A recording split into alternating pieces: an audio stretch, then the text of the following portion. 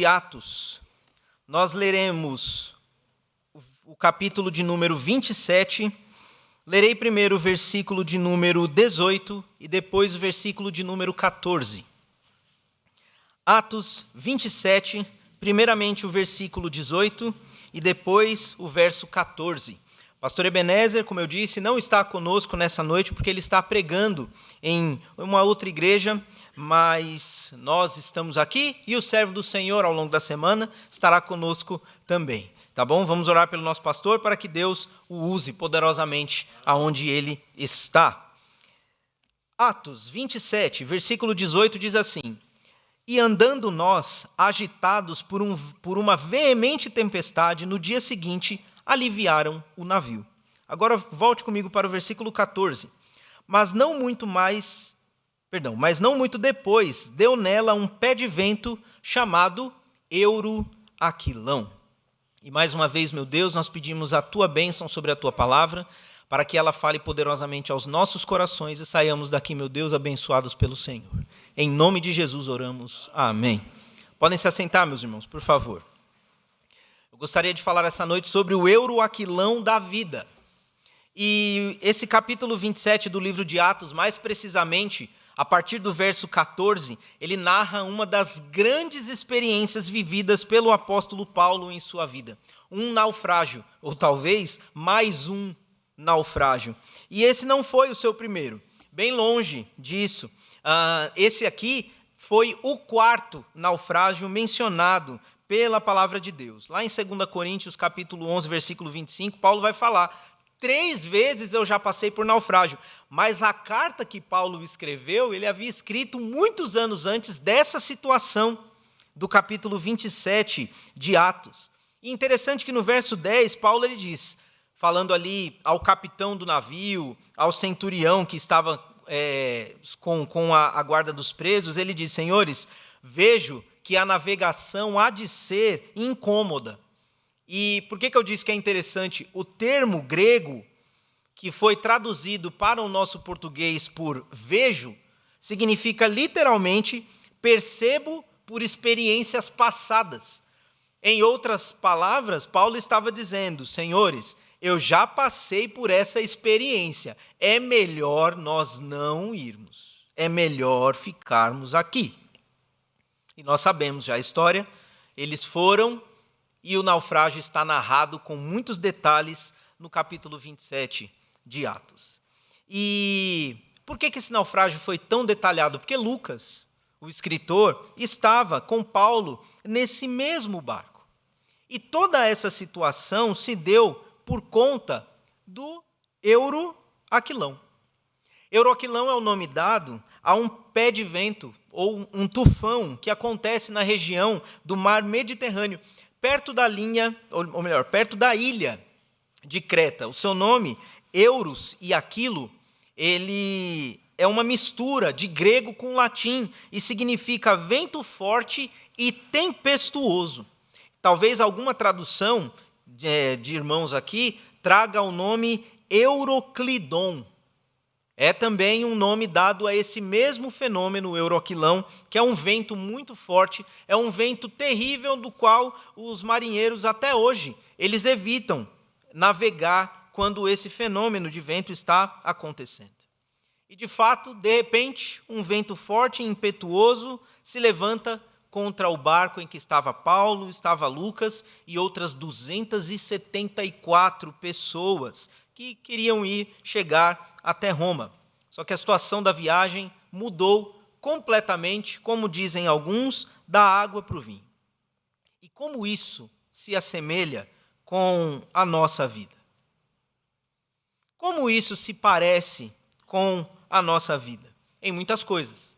Porque de repente as coisas estão indo tudo bem, e aí uma reviravolta, e as coisas parecem que não estão mais dando certo, tudo parece que fica de ponta cabeça, nós somos surpreendidos com tempestades que se levantam diante de nós, que nós não esperávamos. O Euroaquilão se levanta diante de cada um de nós. Mas como filhos de Deus, irmãos, que somos, nós sabemos que todas as coisas contribuem para o bem daqueles que amam a Deus. Em outras palavras, o euroaquilão, ele só nos atinge porque Deus permite. É Deus quem deixa o euroaquilão se levantar diante de nós. E Deus sempre tem um propósito quando Ele permite coisas assim. E sendo assim, o que nós podemos então aprender com o euroaquilão que se levanta em nossa vida? Primeira coisa que eu gostaria de compartilhar com os irmãos é que Deus permite o euroaquilão para sermos levados por Deus. Acompanhe comigo o versículo 15 desse mesmo capítulo, por favor. A palavra de Deus diz assim: e sendo o navio arrebatado e não podendo navegar contra o vento, dando de mão a tudo, nos deixamos ir à toa. O vento era tão forte, que não havia possibilidade de se controlar o navio para ir contra o vento. Era inútil lutar, e por isso, então, eles deixaram-se ir à toa. Eles deixaram o vento levar. Isso não significa, meus irmãos, que a nossa vida está à toa diante de Deus. Não significa que Deus não se preocupa. Muito pelo contrário, a palavra de Deus vai nos dizer que Ele está sempre atento a cada um dos nossos passos, cada um dos nossos movimentos. E isso por quê? Porque Deus nos ama, porque Deus se preocupa, porque Deus zela por cada um de nós. Ele cuida de nós, porque somos os seus filhos. Não, nós não estamos à toa diante do Senhor. Mas às vezes, Deus permite o euroaquilão para nós aprendermos a deixar Ele controlar a nossa vida. Às vezes Ele permite para que nós entendamos que Ele está sob o controle de todas as coisas. A nossa tendência natural, meus irmãos, é de querer resolver tudo.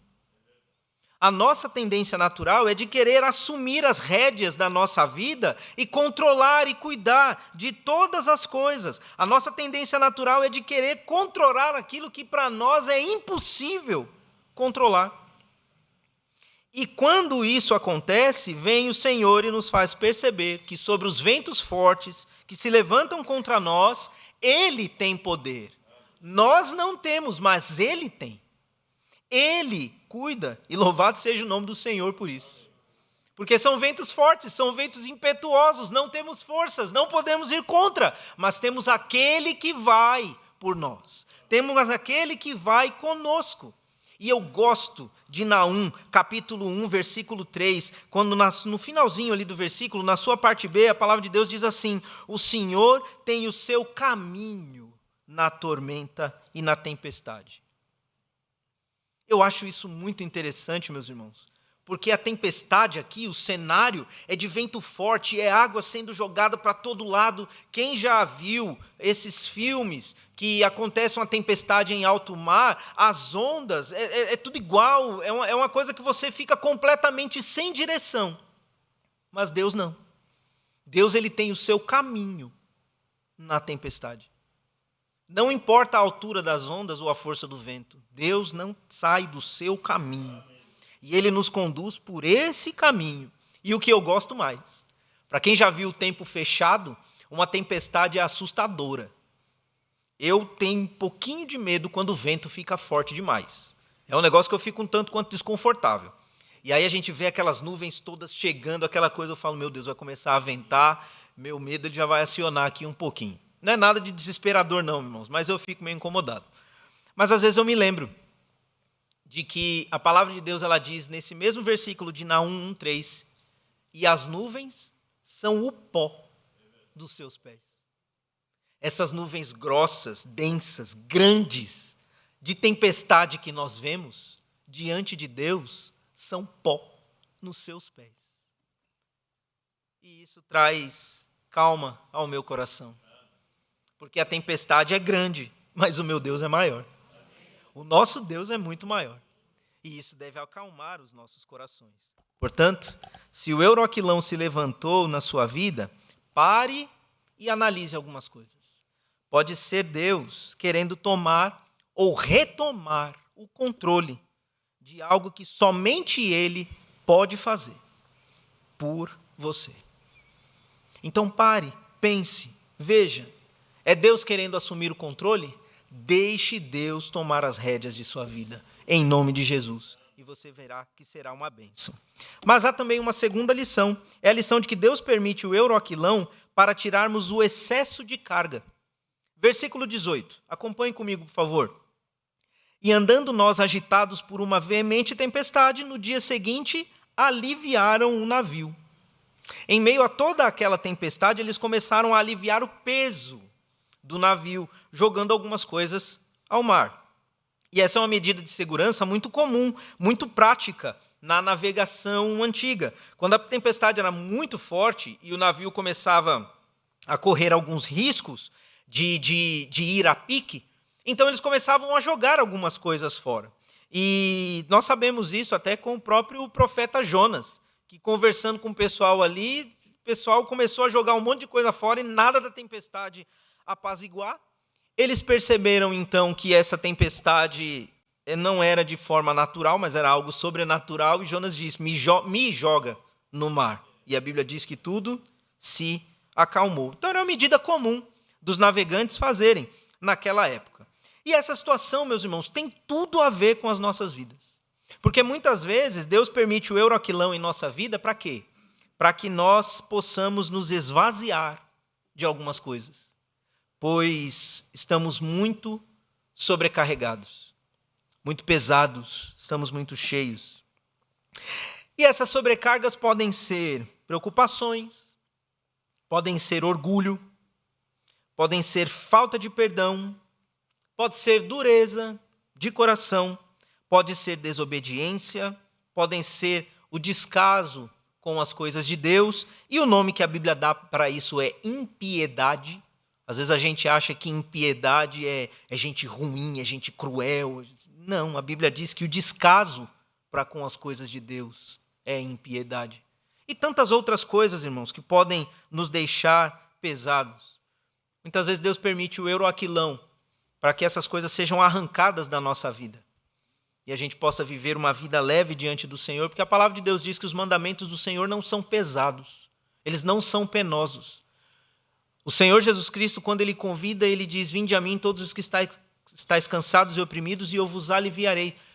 Tomai sobre vós o meu fardo, que é leve, e o meu jugo, que é suave. Não tem porquê a vida cristã ser pesada, porque a Bíblia diz que ela é leve. Andar com Deus, meus irmãos, é algo bom. Faz a vida leve, torna a vida leve. O crente não pode viver pesado. Se está vivendo pesado, tem alguma coisa errada. E às vezes Deus permite o euroaquilão para que a gente possa se desfazer dessas coisas. E há dois fatos que devem chamar a nossa atenção nesse ato de lançarmos ao mar o excesso. A primeira coisa que eu gostaria de dizer é que nós mesmos devemos abrir mão dessas coisas. Não podemos esperar que alguém faça isso por nós. A gente vê isso no versículo de número 19. A Bíblia diz assim, e ao terceiro dia, nós mesmos, com as nossas próprias mãos, lançamos ao mar a armação do navio. Aqui é Lucas, o historiador, contando em primeira pessoa. Ele fala, nós mesmos pegamos a armação do navio e jogamos ela ao mar, devido à tempestade. Não adianta esperar que alguém faça por nós.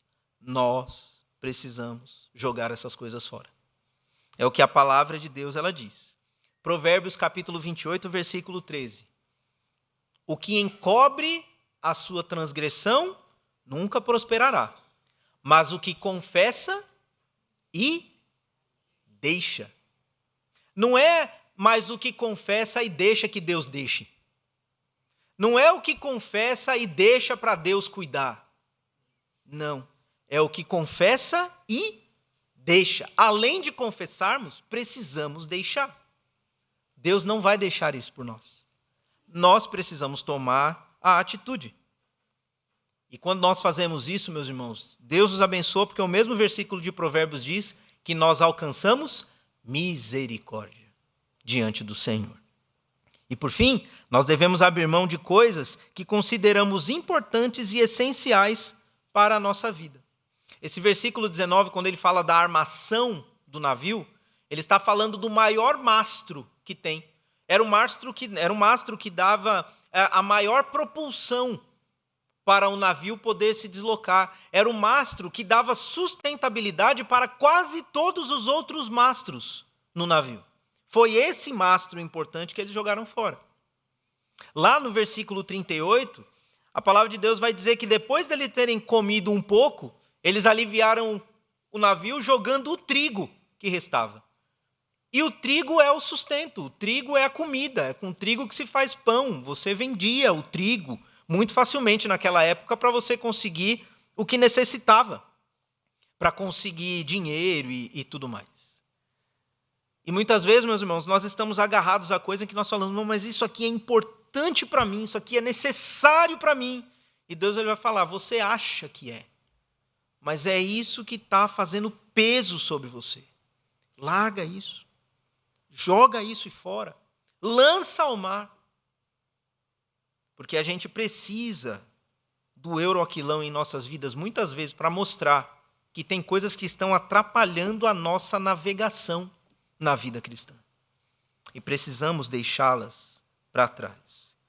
E eu sei, meus irmãos, que se o euroaquilão se levantou diante de nós com essa questão, é porque Deus ele quer nos purificar.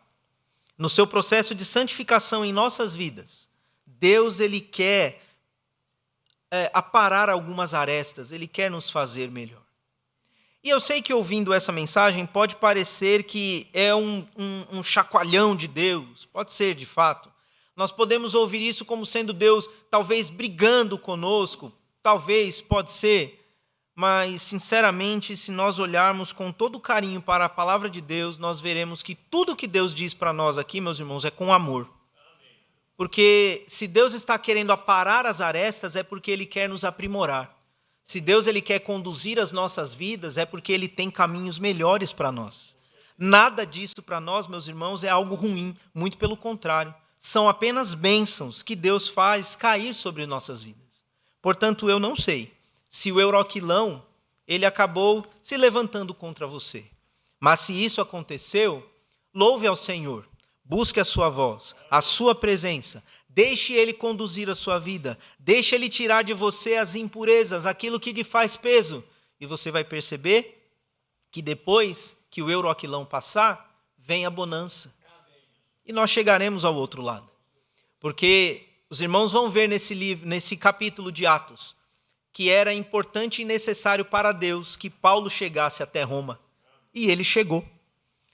A palavra de Deus diz que nenhuma das 276 almas que estavam naquele navio se perderam, porque Deus cuidou de todos, e Deus continua cuidando dos seus, e esses seus somos nós, e que Deus assim nos abençoe. Amém, meus irmãos? Por favor.